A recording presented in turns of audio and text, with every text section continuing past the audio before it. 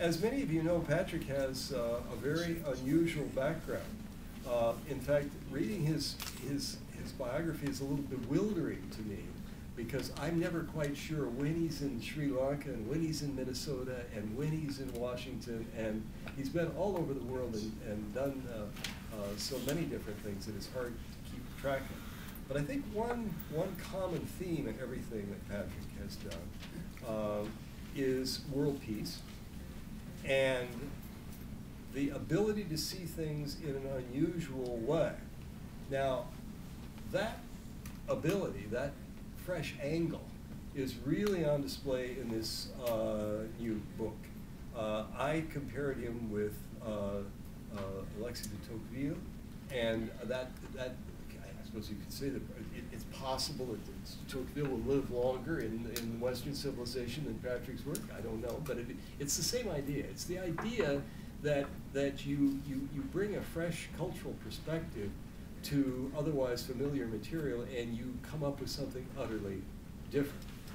Patrick's done this before. I won't talk about his other books, but I do think that the stuff that's said on the blurbs for this one, Trade for Peace, is not an exaggeration, because it really does bring together some ideas that were lying there, I think it's fair to say, but Patrick's own background in terms of studying international relations, studying geography, studying applied economics, traveling around the world, allowed him to come up with a fresh perspective. I remember as a boy, a friend of my father's claiming that every president of the United States had been a Mason.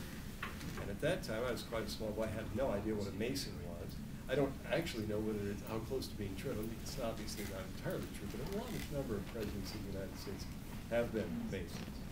And I thought about that, again, in preparing these remarks, because what Patrick has done is to bring together a number of ideas that would be otherwise disparate.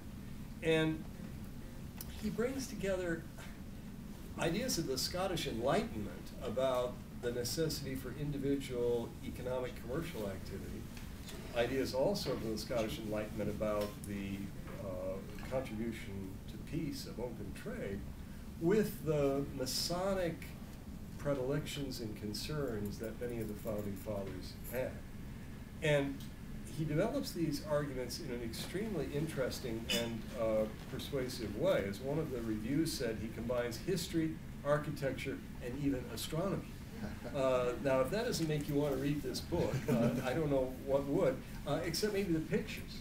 It's also quite a good coffee table book. There aren't a lot of pictures, but they're extremely interesting. So I would invite you all to be thinking as Patrick discusses his work,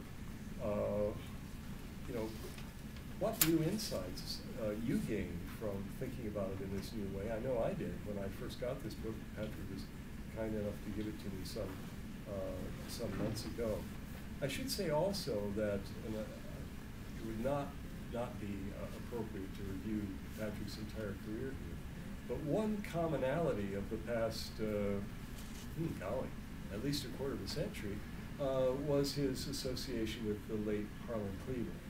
And certainly you see the imprint of Harlan Cleveland's constant striving for world peace through institutional design in Patrick's work. Patrick would be too modest to admit it, but it's also true that Patrick's thinking influenced Harlan Cleveland's thinking as well, because they spent a lot of time together.